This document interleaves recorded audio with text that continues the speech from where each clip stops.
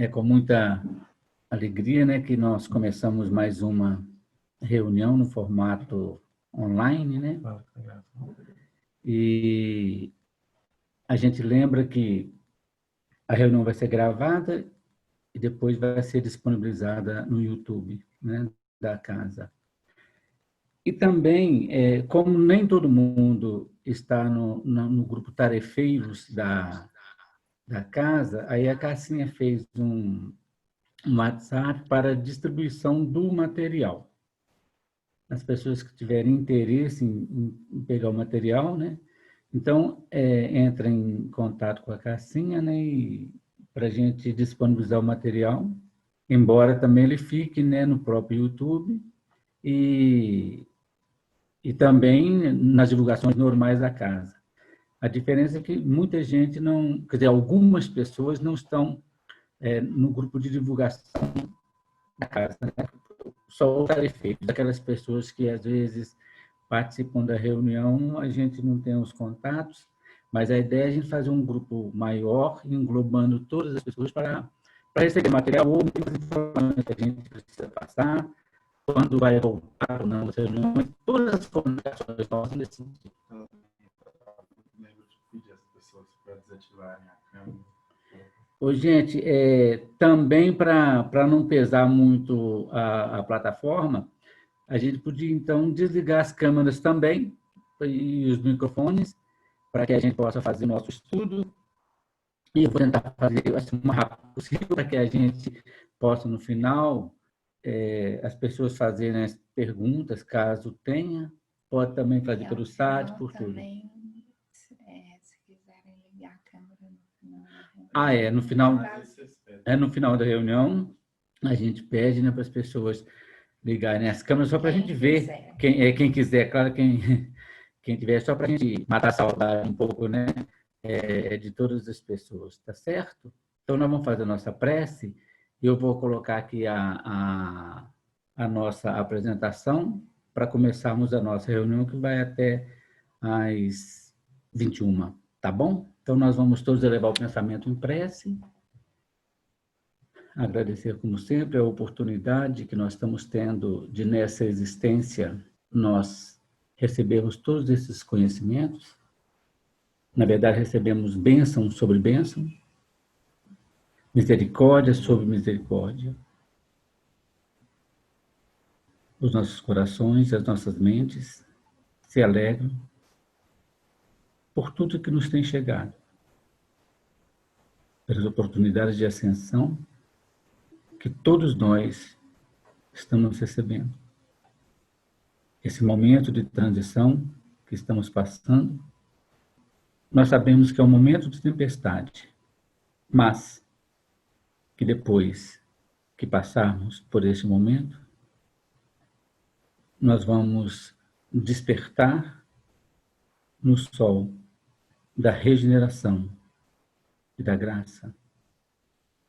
Que a espiritualidade amiga, os nossos mentores espirituais, possam nos intuir e nos instruir para que o trabalho possa ser trazido da melhor forma possível e que a reunião, como sempre, ocorra no clima de paz, de alegria e de entendimento. Que assim seja.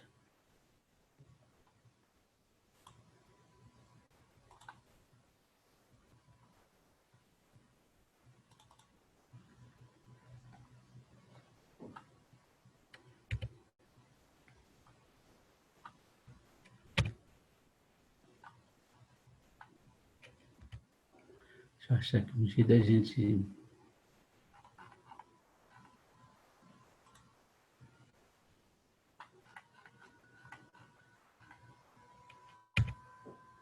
Isso.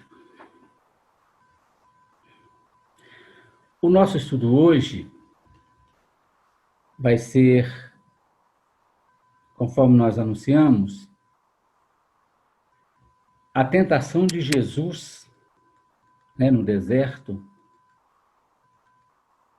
Só que nós vamos entender isso dentro de cada um de nós, conforme tem sido a nossa proposta sempre. O Evangelho, ele só pode ser compreendido em espírito e verdade se nós deixarmos a letra de lado e nos apegarmos ao espírito que aquela letra traduz. Portanto, quando nós entendemos o Evangelho dentro de cada um de nós, ele vai ter muito mais ressonância. Porque senão, tudo o que nós estudarmos vai ficar preso nas letras de há 2000 anos. E como o Evangelho ele é eterno, ele não pode ficar preso em nenhuma data. Mas, ao contrário, ele tem que renascer dentro de cada um de nós. Então, todas as passagens do Evangelho que nós formos trazer, enquanto a Cassim trabalha as questões do ponto de vista do conhecimento, vamos dizer assim, mais metafísicos, psicológicos, dentre outras questões, eu vou trazendo para o enriquecimento normal todas as passagens do Evangelho para corroborar, para a gente entender que todo o Evangelho nada mais é do que um grande processo de autoconhecimento, um grande processo de autotransformação. Para fazer esse estudo, eu utilizei a Bíblia, né, a Bíblia Sagrada, a Gênese do Kardec, Sabedoria do Evangelho, que é o livro que a gente tem estudado bastante há algum tempo, do Pastorino, e Nos Domínios da Mediunidade, André Luiz, e também algumas informações da Wikipédia. Tá certo? Então vamos lá, gente? Eu vou falando então, e no final a gente vai... vou tentar falar o mais didaticamente e o mais rapidamente possível para sobrar um pouco de tempo para que a gente possa responder algumas perguntas, caso as pessoas tenham. A nossa referência bíblica está em Mateus 4, de 1 a 11, Lucas 4, de 1 a 13, Marcos 1, 12 e 13. Marcos falou só um pouquinho a respeito desse tema. Mateus e Lucas, eles acabaram falando um pouco mais. E uma coisa interessante e que faz sentido nesse estudo é que este episódio ele não é narrado no Evangelho de João. Os 3 evangelistas canônicos narraram, mas o João Evangelista não narrou esse episódio. Isso é curioso, mas bem interessante. Vamos lá ao texto bíblico, então.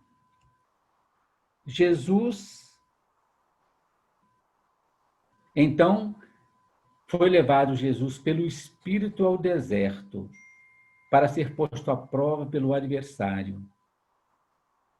Nós vamos nos ater mais ao Evangelho de Mateus.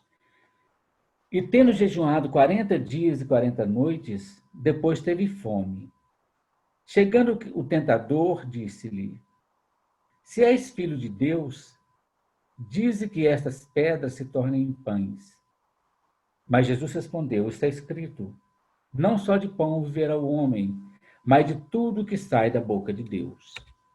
Então, o adversário levou-o à cidade santa e o colocou sobre o pináculo do templo e disse-lhe: Se és filho de Deus, lança-te daqui abaixo, porque está escrito: aos seus anjos ordenará teu respeito e eles sustentarão em suas mãos para que não tropeces em nenhuma pedra. Tornou-lhe Jesus: Também está escrito: Não tentarás o Senhor teu Deus. De novo, o adversário levou-o a um monte muito alto e mostrou-lhe todos os reinos do mundo e o apreço deles, e disse-lhe: Tudo isso te darei se prostrado me adorares. Respondeu-lhe Jesus: Vai-te para trás, antagonista, ou vá de retro, Satanás, conforme outra versão. Porque está escrito: Ao Senhor teu Deus adorarás e só a ele darás culto. Então, o adversário deixou. Eis que vieram os anjos e o serviram. O Evangelho de Marcos, o de Lucas é bem próximo desse, né? O Evangelho de Marcos fala apenas que Jesus foi levado pelo Espírito ao deserto e lá jejuou 40 dias e 40 noites e foi tentado pelo Satanás e depois, ele não cedendo às tentações, se retirou Satanás. É mais ou menos bem simples assim. E ele ficou no deserto, entre feras, e então depois os anjos o serviram. É bem pequenininho, né? Mas é importante o texto que ele fala que estava entre as feras, né? Vamos lá. Agora o estudo mesmo. Os estudiosos das Escrituras, isso muitos, aqueles que são mais assim religiosos e aqueles que não são religiosos, mas que estudam as Escrituras pelo próprio conhecimento em si.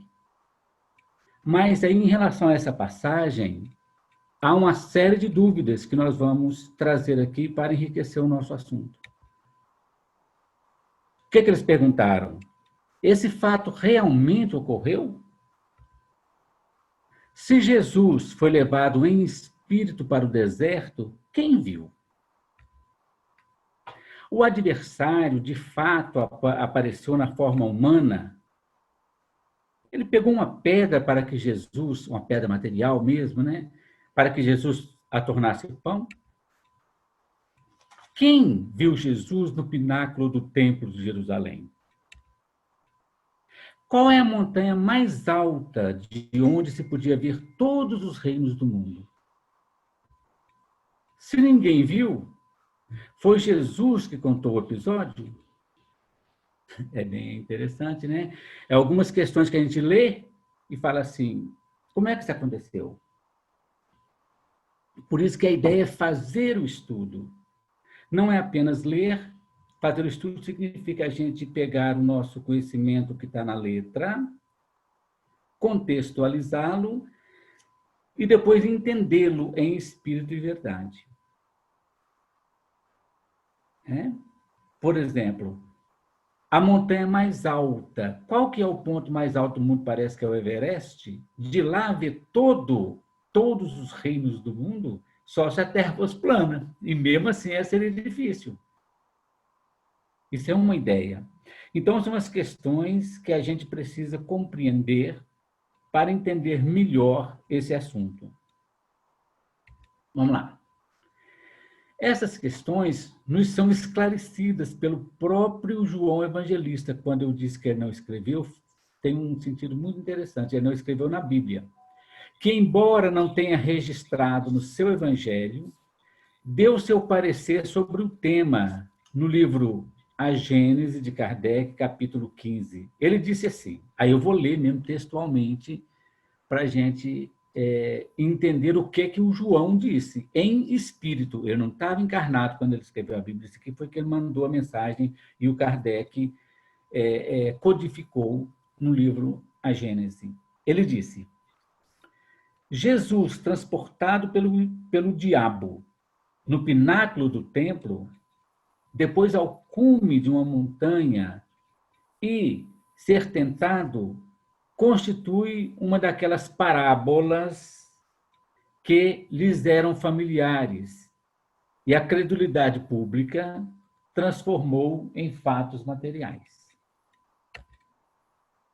Ele disse textualmente, Jesus não foi arrebatado.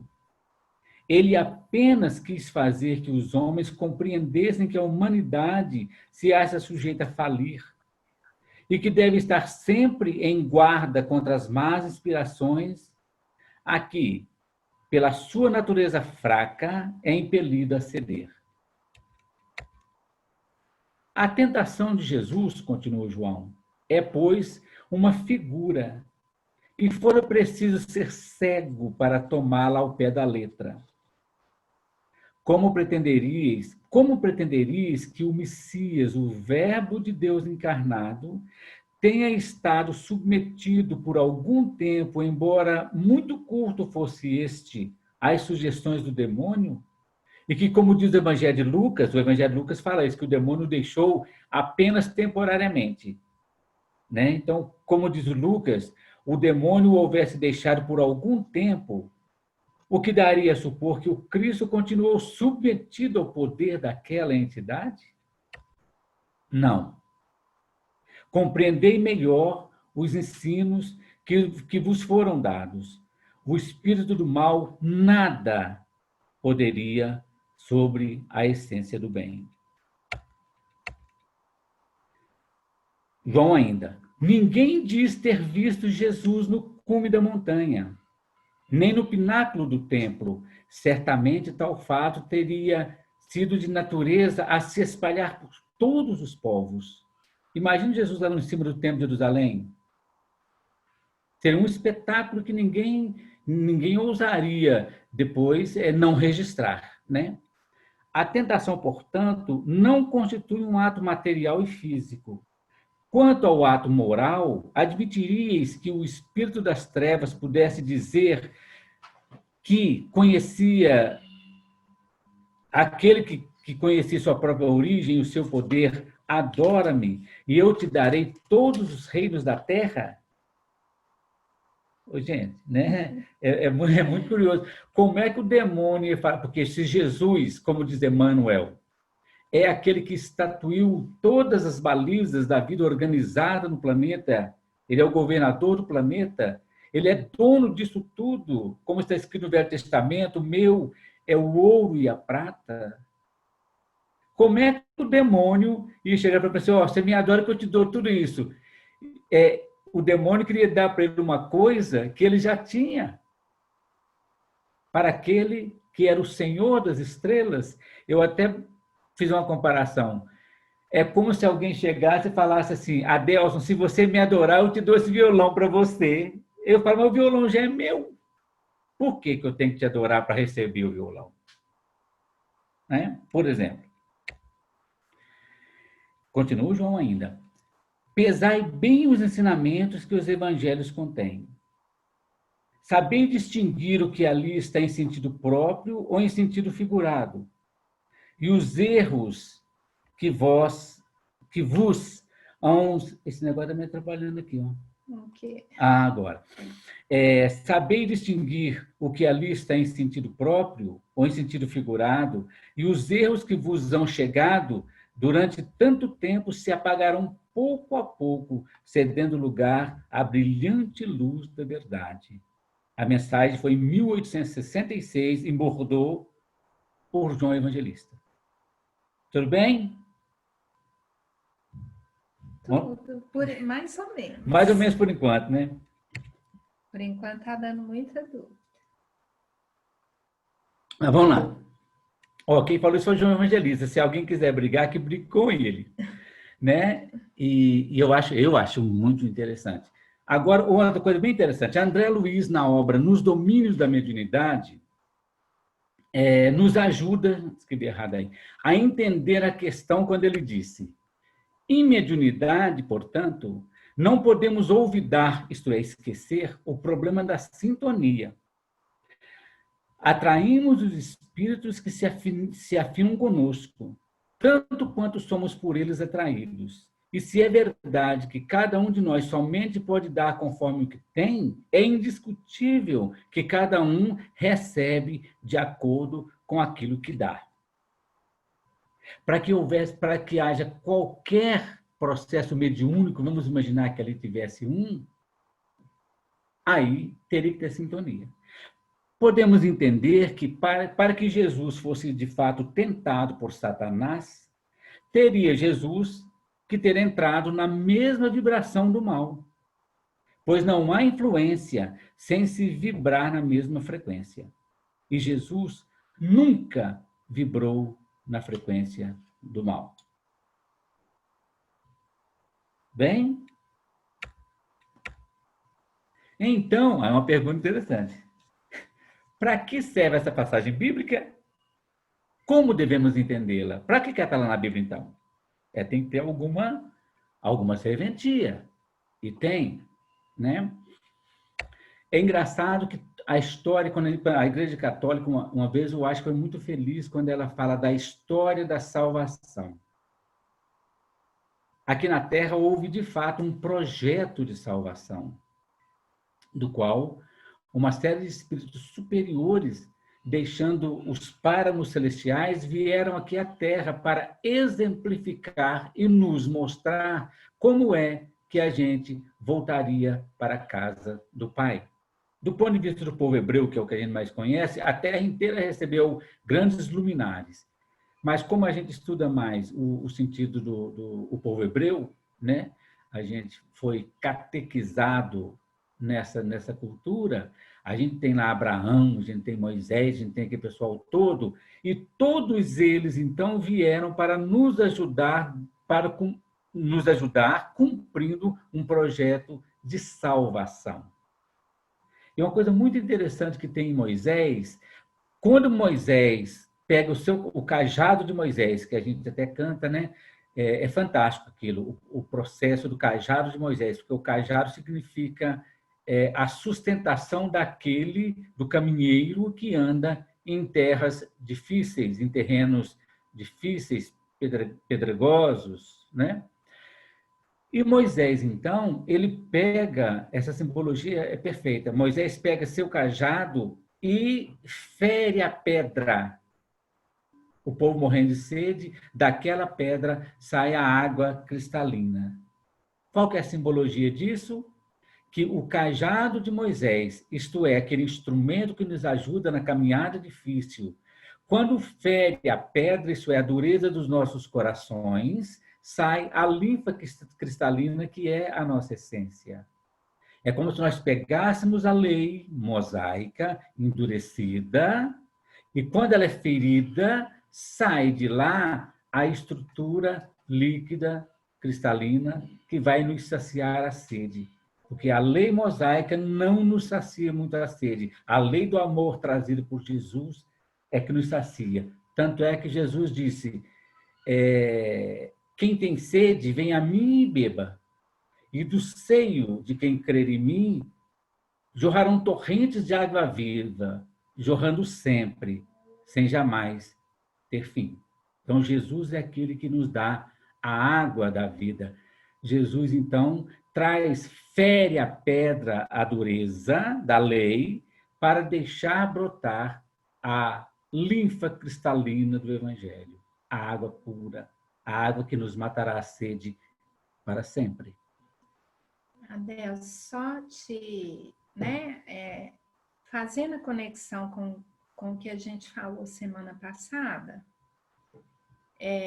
no caso você falou, né, dessa questão do deserto não ter, claro que não houve, né? Eu entendi na sua colocação que Jesus não sintonizaria com o mal. Mas só para a gente lembrar que aqui nós estamos falando da dualidade, do mundo dual conforme a gente acredita, que é um mundo onde exista bem e mal. Né? Sim. Só para lembrar, porque quem participou semana passada, né, viu que a gente já está começando a trazer um novo conceito, um novo não, na verdade, a revisitar o conceito da unidade, onde não precisaria de tentação, não precisaria dessa parábola da tentação, né? Porque não haveria o deserto, a quarentena das personalidades.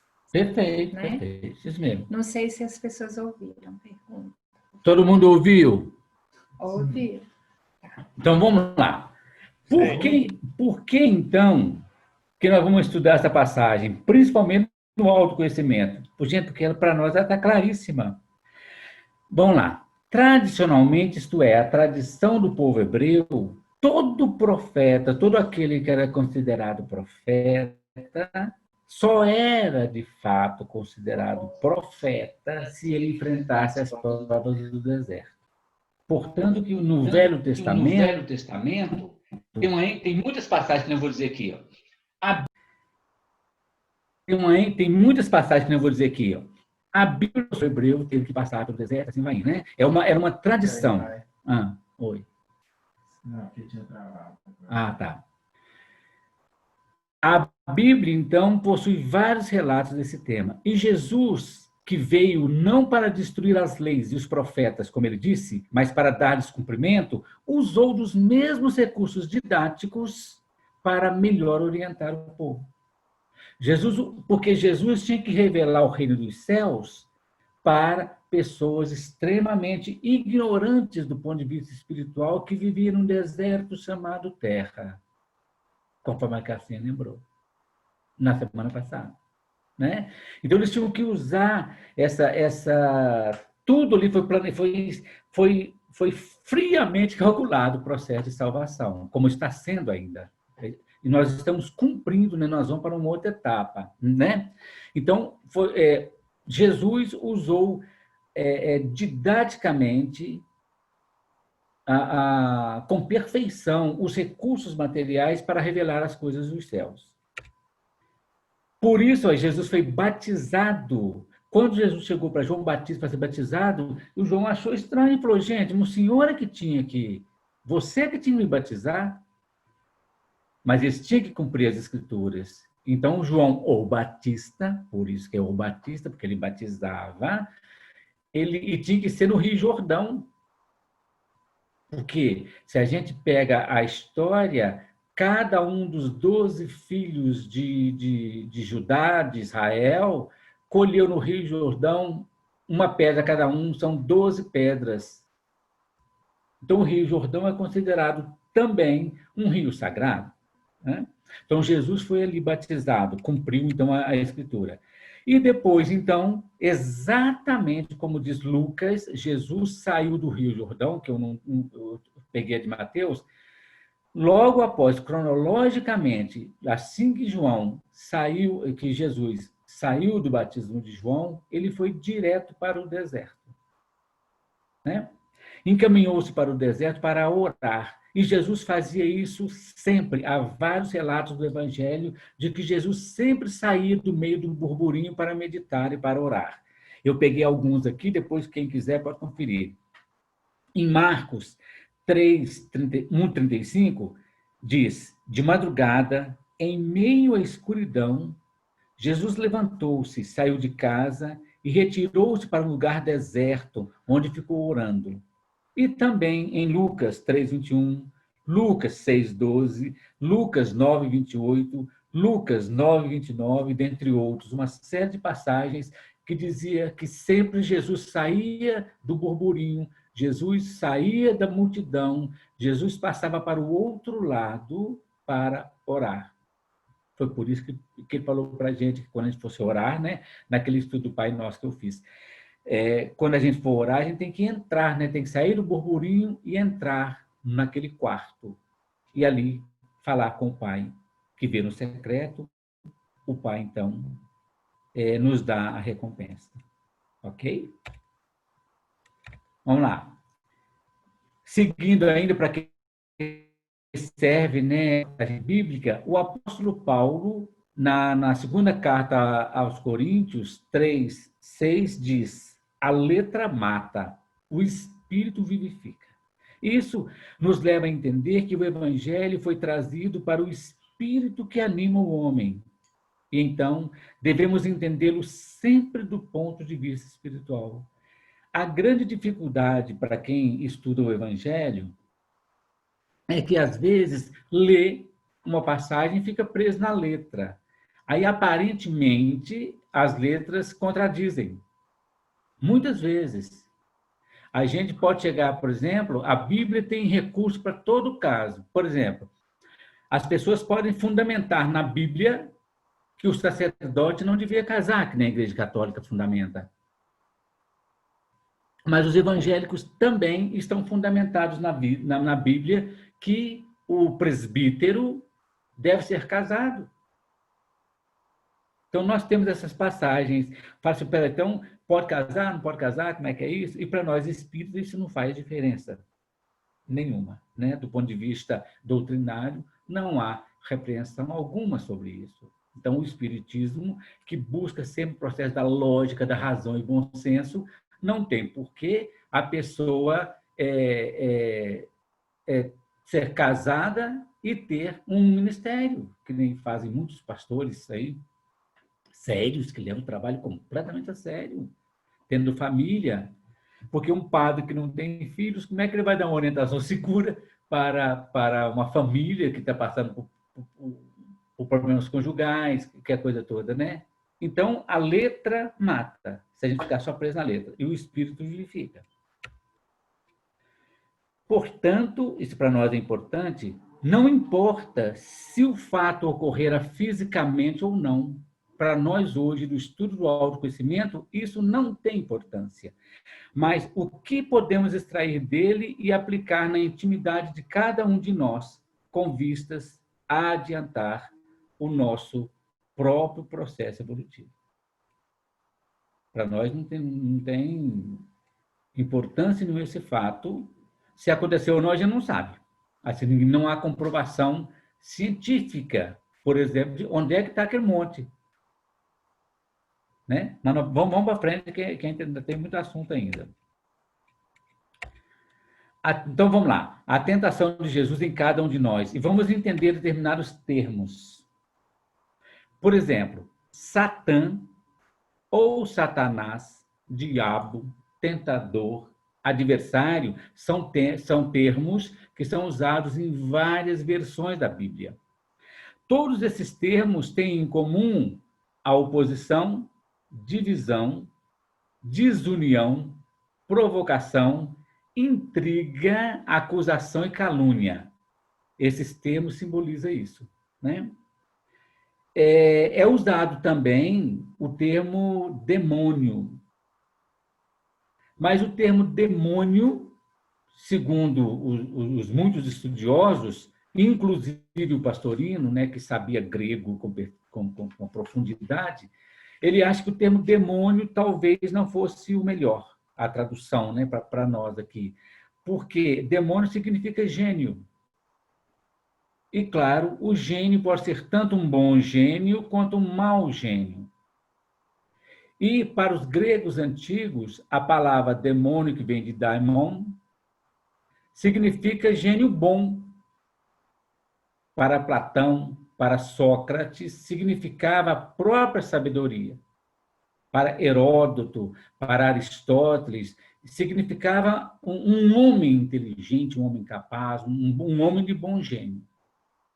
Mas ele também, na ideia de ser gênio, poderia ser um gênio que levava as pessoas para o bem ou um gênio que levava as pessoas para o mal. Por isso que, quando a tradução fala assim, vá de retro Satanás, esse é interessante, porque Satanás significa adversário, opositor. Tá bom? E Jesus usou essa mesma expressão com o próprio Pedro, quando teve uma influenciação menos feliz. O medo levou Pedro a dizer, Senhor, nós não vamos então para Jerusalém, porque já o Senhor disse que vai ser perseguido, vai ser... Nós não vamos lá. Ele falou, vá de reto, Satanás. Por acaso não queres que eu cumpra a vontade do meu Pai? O medo de Pedro, o medo de perder Jesus, fez com que Pedro vibrasse numa sintonia menos feliz. É outra passagem também. Deserto. Isso aqui é interessante, que tanto o Pastorino quanto a Wikipédia fala nele. Pela tradição, o fato se deu no Monte... Olha que interessante, o Monte da Quarentena, que é localizado a 4 quilômetros a nordeste da moderna Jericó. É um lugar ermo e cheio de grutas naturais. E, segundo o Velho Testamento, era o local preferido dos espíritos atrasados. Isso é narrado em Mateus, em Lucas, no profeta Isaías, no livro do Barnabé e de Tobias.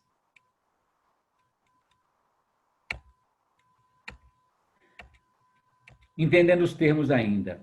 Por que quarentena? Aí a Cassinha, né? Por isso que a gente foi falar do tema, porque a Cassia mostrou direitinho isso para nós no último estudo, né? Número simbólico que se repete no Velho Testamento. Noé e o dilúvio, eu não vou citar todos também, porque já foi citado.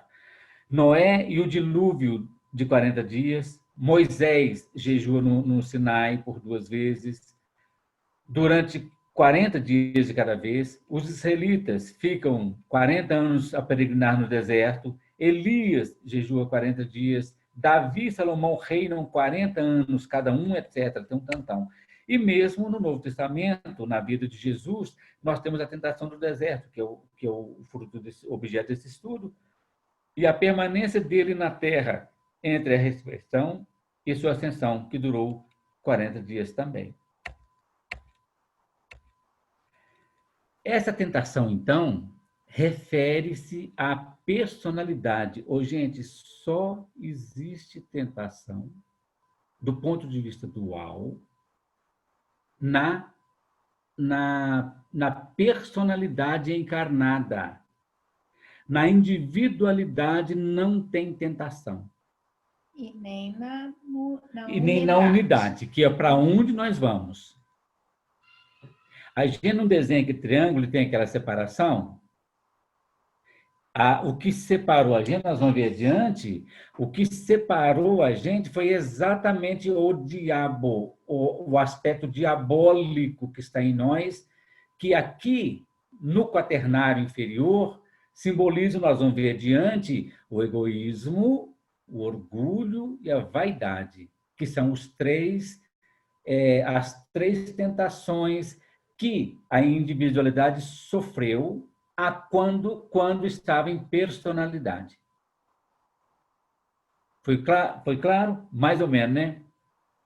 Então, o que a doutrina espírita nos esclarece, assim, sem sombra de dúvida? Segundo o que a doutrina ensina, quais são os maiores vícios que impede o avanço espiritual do homem? O orgulho e o egoísmo. São a base de todos os problemas da humanidade. Né? A doutrina traz isso.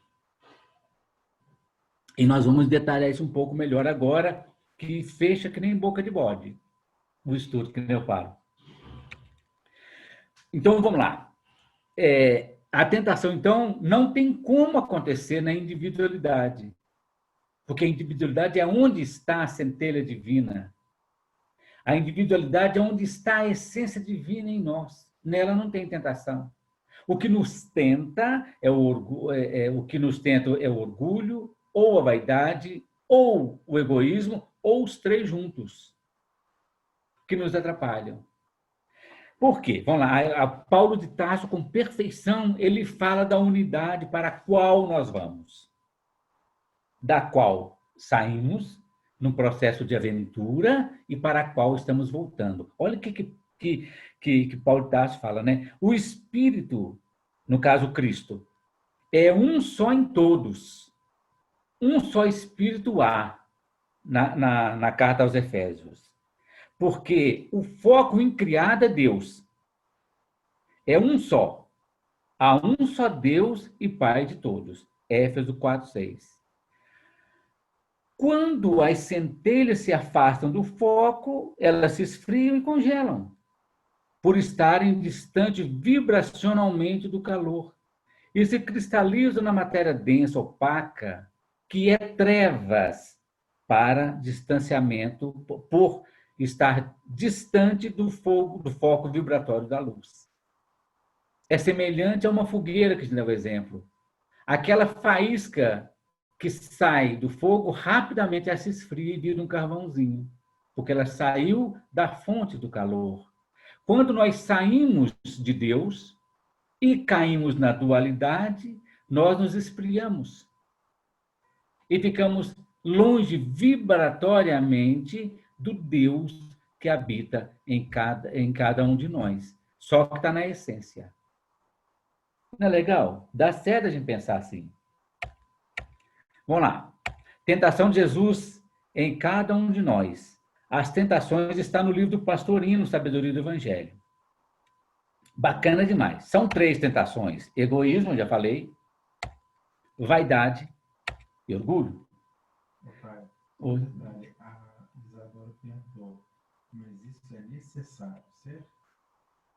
Totalmente. Dentro da dualidade, não há dúvida. Rebelde Alguém perguntou, a Isadora perguntou, isso é necessário? Não há sombra de dúvida. Repito, isso é totalmente necessário porque nós estamos na aventura da dualidade.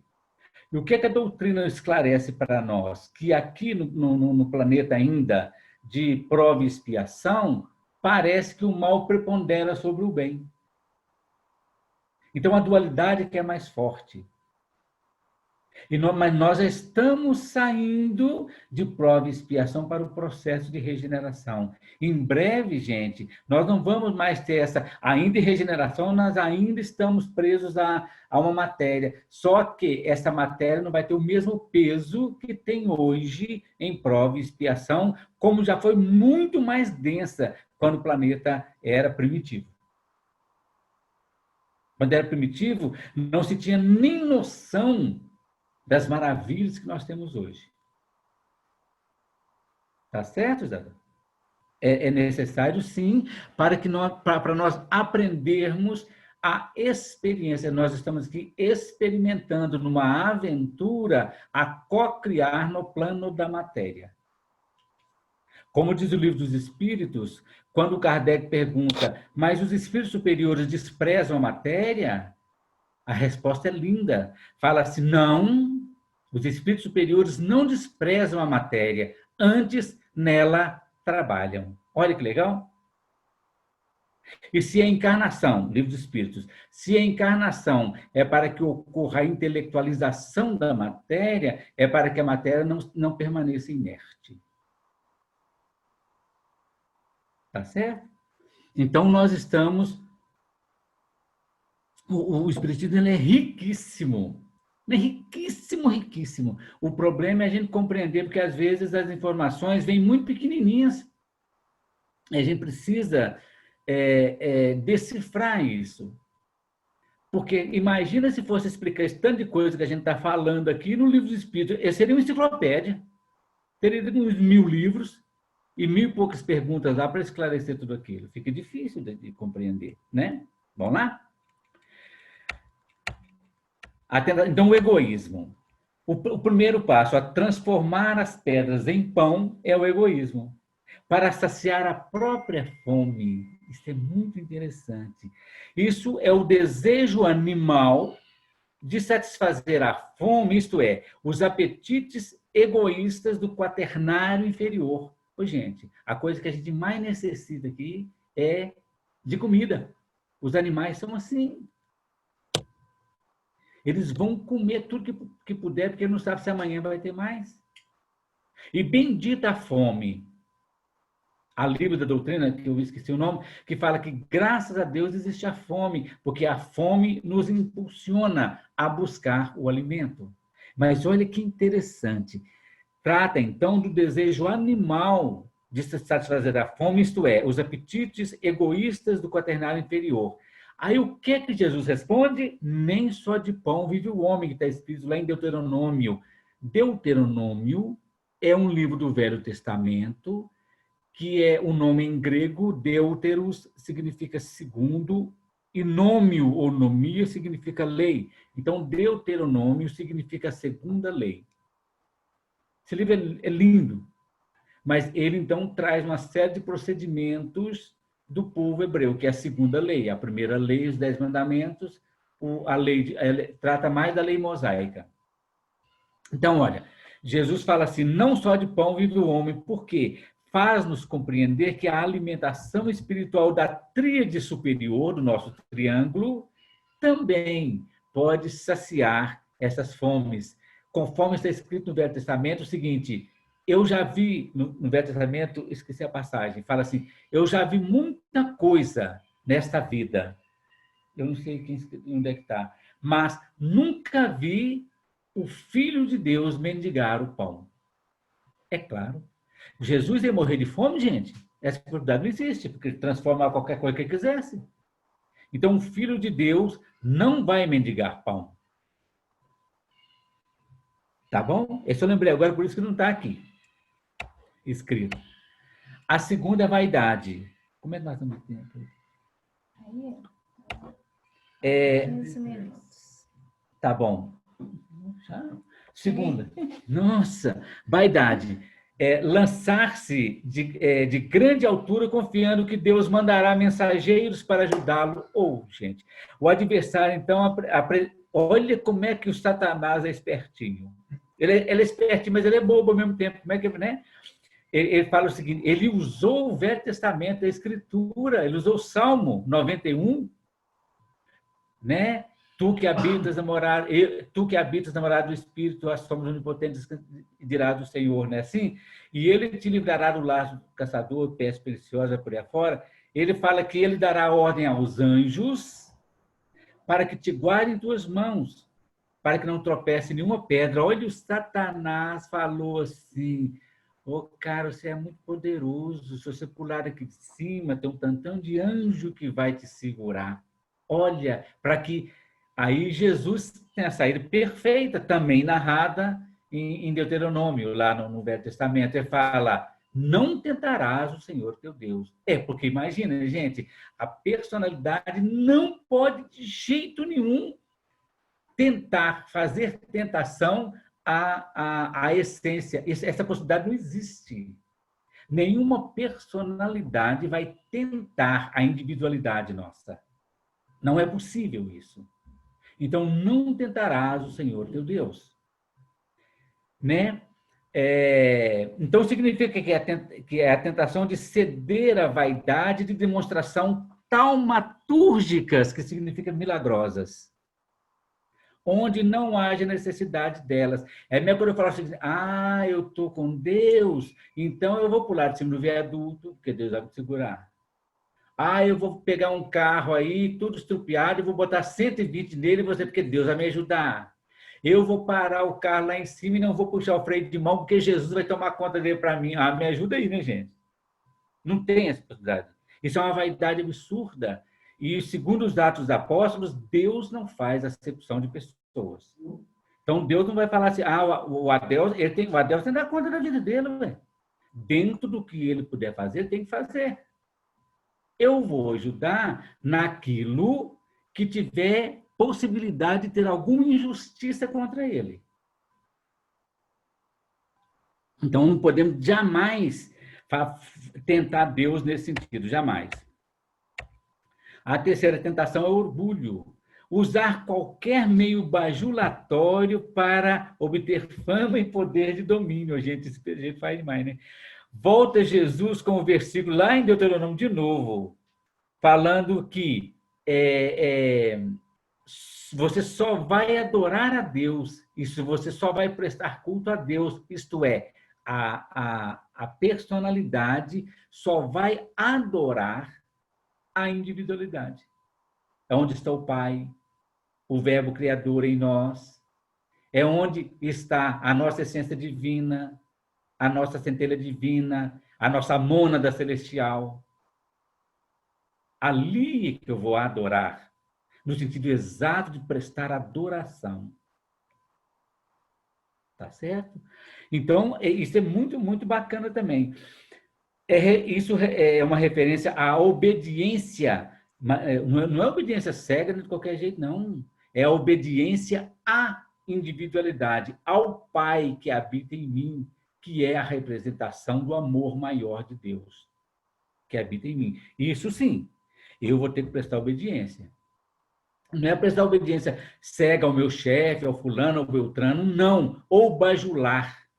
Não, fulano, seu terno está lindo. Você assim, ô fulano, nosso cabelo está lindo, fala com a mulher, né? Sua bolsa de mão está linda. E vai bajular. Não, não é por aí, não. Para conseguir, para auferir qualquer benefício daquilo. Ainda mais fazer isso com Deus. Ou seja, com a essência de Deus em nós. Tá certo?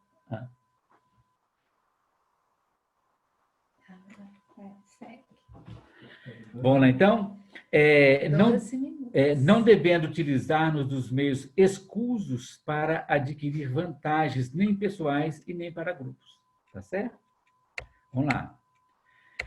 Aí, considerações finais. Estamos chegando já no finalzinho, né? É porque a gente tem muita coisa para a gente falar, mas ainda, se fosse um estudo para a gente fazer várias vezes, tinha mais coisa. Vamos lá. Considerações iniciais, finais. Jesus simboliza a individualidade, que nem nós dissemos. É aquela individualidade que estava lá. Cristo em nós é o nosso triângulo, a nossa essência, o nosso eu superior. O nosso triângulo está aí. O tentador, que nem eu disse, significa o nosso egoísmo, é aquilo que nos tirou, que nos separou. Por isso que Satanás é divisão. A divisão ocorreu quando nós caímos no orgulho, na vaidade e no egoísmo. Aí tem o quadrado, que é o nosso eu encarnado, que é o nosso ego. E simboliza a personalidade, isto é, a aparência, a existência, o quaternário inferior nosso. Tá bom? Isso fechando todo o nosso assunto em relação a todos os nossos estudos que a gente vem desenvolvendo há 2 anos, há mais de 2 anos já, né? Considerações finais. Olha, então agora é o resumo. Vamos prestar atenção para a gente acabar. Após ter a individualidade, Jesus, realizado o sublime encontro no mergulho do fogo. Jesus diz assim, no Evangelho de Lucas, eu vim para atear fogo na terra, e como anseio que esse fogo se alastre, porque o fogo é o que purifica, né? Jesus, então, passou pelo batismo do fogo, isto é, trouxe para nós o fogo que queima a palha, que purifica, né? Com o Cristo interior, é levar a consolidar essa união no deserto, onde permanece em oração e meditação. Jesus sai dos páramos celestiais para trazer o fogo purificador na terra, e a terra é o grande deserto. Vamos lá? Realmente, só no isolamento, por isso que Jesus sempre saía, podemos conseguir uma fixação e vibrações em faixas tão delicadas, de frequências tão elevadas. Qualquer distração faz a gente fugir da sintonia. E o burburinho ocasionaria distração. Por isso, quando no momento sublime se apresenta o discípulo, no caso nosso, é levado pelo espírito individualidade ao isolamento, onde viverá em oração e meditação. O deserto exprime um lugar sem habitantes. O planeta Terra, que nem eu disse, é, de fato, um local em que não são vistos os espíritos. Só quem é evidente, né? E nem, melhor, só quem é claro e evidente que vê. Na verdade, nem vê espírito, mas vê personalidade, vê perispírito, né? Nesse sentido, é um deserto, a Terra é um deserto de espiritualidade. Embora seja densamente habitado por criaturas físicas. Qualquer espírito elevado que sai do seu habitat natural, no mundo dos espíritos e vem à Terra, penetra realmente num deserto e, como diz Marcos, passa a viver entre as feras, por isso que eu chamei a atenção. Embora os anjos o sirvam, ou seja, os espíritos bons jamais abandonam aquele missionário.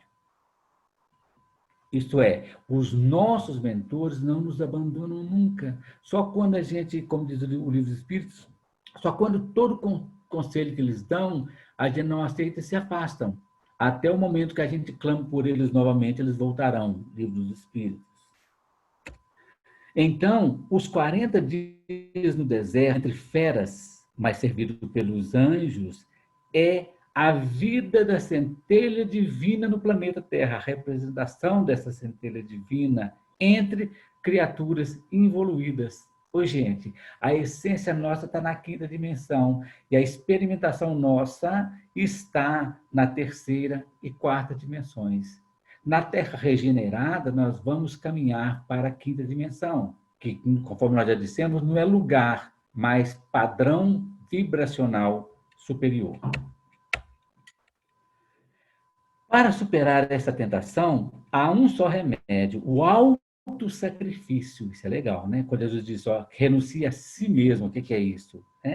Não mais adorando a personalidade, o Satanás, a divisão que está em nós, mas unicamente cultuando a Deus que está dentro de nós, como também dentro de todas as criaturas, moços, velhos, homens maduros e crianças, mulheres, homens, brancos e negros, ignorantes, sábios, santos e criminosos, todos, sem dúvida nenhuma, têm dentro dele a centelha divina. Quando compreendermos e sentirmos isso, sacrificaremos o nosso personalismo e ligaremos nosso espírito ao eu real, ao nosso eu superior.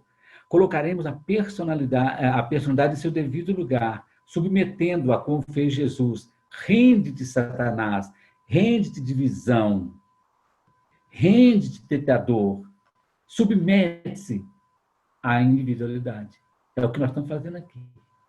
Nós estamos trabalhando para isso. Só o sacrifício com a submissão do eu menor, né? Por Jesus dizer, renuncia a si mesmo, isso é o nosso ego, toma sua cruz e me siga, é que pode conferir a vitória sobre o orgulho da personalidade, que desejaria dominar e submeter a si a individualidade, falando, adora-me. É como se o espírito tivesse que servir a matéria, e ao contrário, a matéria que serve para a evolução do espírito, que nos ajuda nesse processo. É tanto que às vezes a gente até fala errado, assim, fala assim, o meu espírito não é meu espírito, ao contrário. O espírito é teu corpo, não o corpo que tem o espírito. Quando, porém, o homem vence as 3 etapas, dominando as sensações, emoções e o intelecto, ele vê que os anjos de Deus vêm servi-lo. E o eu menor, o Satanás ou o antagonista dentro de cada um de nós, se retira vencido até o momento oportuno, porque outras provas ainda virão. Todas elas ensinadas aqui no Evangelho, porque nós temos uma série de personalidades ainda para serem tratadas e encaminhadas. Gente, obrigado pela atenção. Não sei se vai sobrar tempo para a gente conversar, mas tudo bem? Tem sim. Tem, né? Então vamos lá. Todo mundo que quiser, liga a câmera. Ô, gente, podemos ligar a câmera para todo mundo aí, ver, gente, ver todo mundo? Como é que é isso? Quem puder. A Isadora que perguntou, não é Isadora. Sou eu. É porque eu esqueci de mudar o nome. E quem que é a Isadora? É o É Atos. outra Isadora. É minha namorada. A Isadora é o Atos? É, que minha namorada usou meu computador. Ô, Adelso, eu tenho 2 perguntas para você. Que é esse lugar mesmo, Alguém quer fazer pergunta? Oi. Você está me ouvindo, Adelso? É. Sem retorno, né? Peraí, Tá me ouvindo? Peraí, rapidinho. Ah. Liga aumenta um volume, qualquer volume que você aumentar. Peraí, só um segundo. Só que aumenta de um só, por favor. Vou aumentar aqui agora. Pronto, pode falar. Acho que agora tá dando... Tá me ouvindo? Tá dando um eco aí. Faz o seguinte, liga o microfone de um e o... O meu está desligado. O volume do outro. Foi? Pronto, usa o meu microfone, fala. Posso falar? Pode falar. Tá ouvindo bem aí? Eles estão te ouvindo. Não, é aquilo que eu perguntei ali rapidamente, que é esse lugar. É inevitável para qualquer espírito dentro da evolução, na metáfora que você coloca da fogueira, todo espírito ele vai afastar dessa fogueira. Ele tem que mergulhar, é algo inexorável, ele tem que mergulhar nessa dualidade, nessa materialidade. Isso é algo inevitável para todo espírito nessa evolução nossa. E a outra pergunta que eu tenho é porque eu sempre vi essa questão do ego, que o ego, quando ele tá, o ego ele faz parte da gente, né? Ele é um dos nossos, não sei se é a palavra elemento, enfim, ele compõe a nossa estrutura. E eu sempre li que o ego, quando ele está no seu devido lugar, a gente precisa do ego porque ele, o ego, que vai trazer essa nossa individualidade. Aí eu queria, agora você falando, você colocou num outro lugar. Só um exemplo seria que, como todos nós fôssemos um mar, né? Que o todo é tudo, né? E a gota do mar, ela tem uma pequena membrana. Essa membrana que dá essa individualização. E eu já li em vários lugares que essa membrana que dá essa individualização do eu Atos, eu Adelso, seria esse ego, claro, dentro do lugar dele. A gente ainda não consegue, enfim, equilibrar ele. É mais ou menos. Entendeu minha pergunta? Entendi perfeitamente. O ego é simplesmente fundamental. O ego não tem nenhum... Ele representa o nosso futuro. Desculpa, o nosso presente. Dentro, quando a gente faz o estudo da crucificação de Jesus, o ego significa o nosso presente, simboliza o nosso bom ladrão. Enquanto que o id é o nosso passado. E Jesus, no meio, simboliza o nosso futuro. Então, nós temos o futuro, que é o nosso superego, e nós temos o ego, que é representado pelo bom ladrão, e nós temos o id, que é o nosso passado, representado pelo mau ladrão. O ego é simplesmente fundamental, é ele que dá a personalidade. Qual que é o problema do ego? É quando ele adoece. Ele vira egoísmo. É o único problema. Então, o que nós temos que vencer é exatamente o egoísmo que habita em nós. O ego ele é fundamental. A gente não vai perder o ego nunca, porque será sempre o nosso presente, literalmente, onde o passado nosso jorra com vistas ao futuro. Seu raciocínio está perfeito. Nós só vamos trabalhando isso e melhorando cada dia mais esse nosso ego para que ele não se torne ismo, que é doença ou crença. Mas o egoísmo é complicado. O ego, não. Mas o ego vai ser a nossa individualização? Ele está falando com você. Já tem que aumentar o volume. Desculpa. É só porque ele tem que abaixar e aumentar o volume. Ô, Pelé. Agora fala, Atos. Não, desculpa. Era só para não perder o seu gancho. Mas é porque você falando aí, parece que o ego não é a individualização. É isso que eu estou questionando. O ego, ele traz essa nossa individualização ou não? Ele disse, deixa eu traduzir para ele, que você falando assim, o ego não seria a nossa individualização. Ele é. Então responde para ele. O ego só existe quando nós estamos aqui, esse ego que nós estamos falando mais forte, ele existe quando nós estamos encarnados. Porque é o ego que traz para nós a lei de causa e efeito, é o ego que traz para nós a vivência, é o ego que traz para nós a possibilidade de melhora, de descoberta de nós mesmos. E o livre-arbítrio, inclusive, está ligado ao ego. Quando a gente vai evoluindo, por incrível que pareça, vai aumentando o nosso livre-arbítrio e cada vez a gente necessitando menos de livre-arbítrio. Porque quem precisa de livre-arbítrio é a gente, que limita as nossas possibilidades de atuação. Por exemplo, vou dar um exemplo assim, rápido. Uma criança tem muito menos livre-arbítrio do que um adulto, porque a criança tem que dormir na hora que ela quer, tem que ter o bercinho que ela... né? Por exemplo, quando ela vai evoluindo, ela vai tendo mais livre-arbítrio. Então, vamos supor, o Adelson França precisa de livre-arbítrio. Mas o Arcanjo Miguel, é claro, tem um abismo entre nós, né? O Arcanjo Miguel, ele tem todo o livre-arbítrio que ele quiser e ele não usa, porque a única vontade dele é de amar. Amar sobre tudo e sobre todos. Então, ele não precisa de livre-arbítrio. Essa é a função do ego em nós. Só uma coisa, já deu 9 horas, mas a Karina fez uma pergunta aqui no chat, ela disse o seguinte: Adelson, podemos falar corretamente em adorar a Jesus, a Deus? Outras religiões fazem isso como dogma e me parece que essa adoração não cabe aqui no nosso entendimento. Estou errada? É só entender, Karina, né? É só entender o que é adorar. São duas palavras, né? O ad, quando fala assim, ad hominem, do latim, significa o homem completo. Então, há de orar significa a oração no sentido pleno. É tanto que o Livro dos Espíritos, a terceira parte do Livro dos Espíritos, onde tem a lei de adoração, né? Só para ter ideia como é que é bonito isso, as pessoas às vezes não entendem as coisas, e o Espiritismo esclarece isso para a gente, na terceira parte dos Espíritos, a primeira lei que existe é a lei da adoração. Né? E lá o Espírito esclarece que o simples fato de elevar o pensamento a Deus é um ato de adoração. Podemos usar essa expressão normalmente. Porque muitas vezes a pessoa fala assim, os evangélicos falam da Igreja Católica, vocês estão adorando, vocês adoram imagem? Isso é porque está lá no Velho Testamento, falando que não fará representação das coisas que estão nos céus e nem abaixo da terra, no Velho Testamento.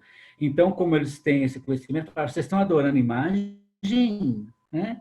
E não, aí os católicos falam, não, a gente não adora, porque eles não sabem a resposta, igual eu estou falando aqui, ele fala assim, não, nós veneramos Maria, ao invés de adorar. Né? Usa outro verbo, sem saber que adorar é simplesmente perfeito. Segundo a própria doutrina. O fato de levar o pensamento a Deus é um ato de adoração. Mas...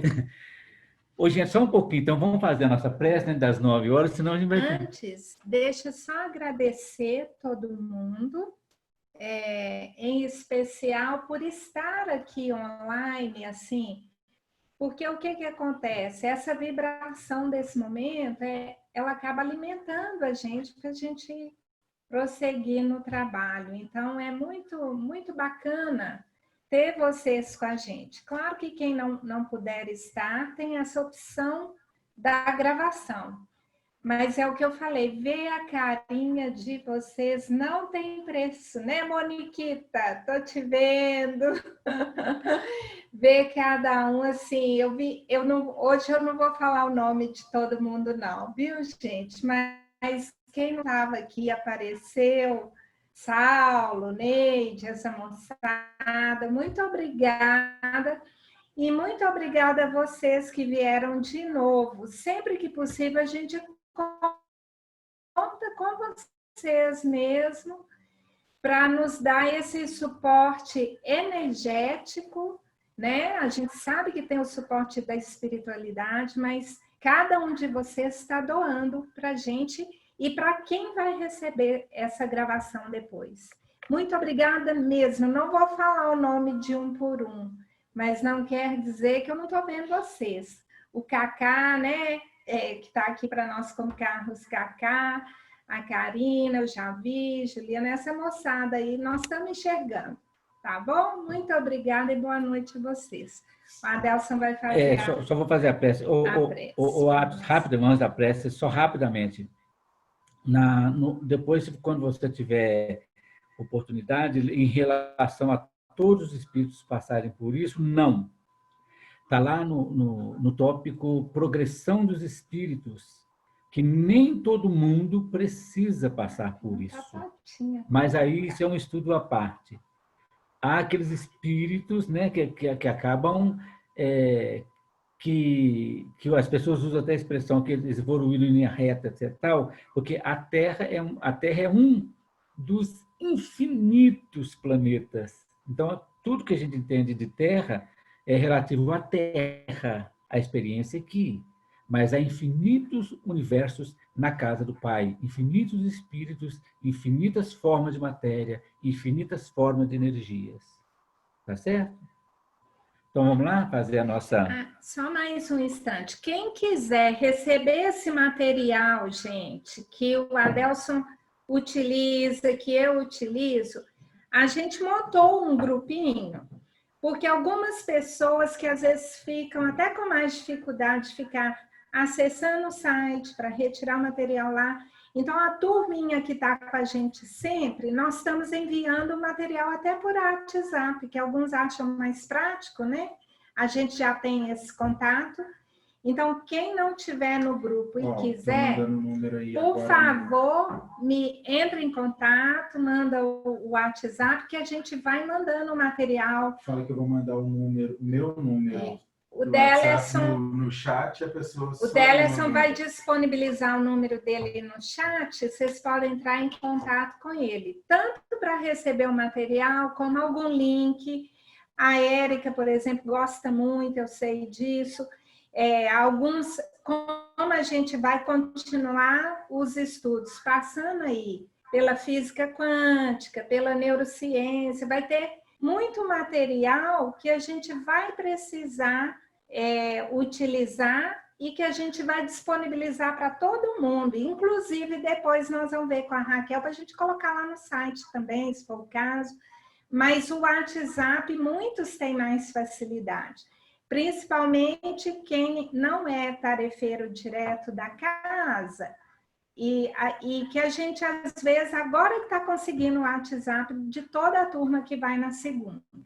Se vocês souberem de alguém também para nos passar o WhatsApp que frequenta a reunião de segunda, tem alguns, igual hoje nós falamos com o Álvaro, ele nem estava sabendo que estava disponibilizada a reunião nesse horário. Tá bom? Vocês vão ajudando a fazer, divulgar entre a nossa turminha aí, ok? Um beijo para todo mundo. Então, vamos fazer a nossa prece, vamos elevar o nosso pensamento e agradecer, como sempre, a oportunidade de estarmos juntos em pensamento, né? Em vibração. Agradecer, como sempre, a Deus, o nosso Pai, Criador de tudo, a inteligência suprema, que abarca todos os universos conhecidos e desconhecidos. Agradecer aos nossos mentores espirituais, o trabalho de intuição e de inspiração. E essa casa que reuniu todos nós nessa casa física, que agora a gente não tem frequentado, mas a casa nossa espiritual, nós sabemos que a espiritualidade está sempre trabalhando, independente do local físico, eles não necessitam disso, né? Agradecer a Jesus, o nosso mestre divino, o nosso guia e modelo, que veio nos tirar das dualidades, nos libertar das cadeias da dualidade, para avançarmos rumo à unidade com o Pai Maior. Que a paz esteja sempre em nossas mentes e em nossos corações. Que assim seja, gente. Muito obrigada. Gente, então, até a próxima gente. agora, até segunda que vem. Tchau para todo mundo. Com Deus. Fiquem bem, viu?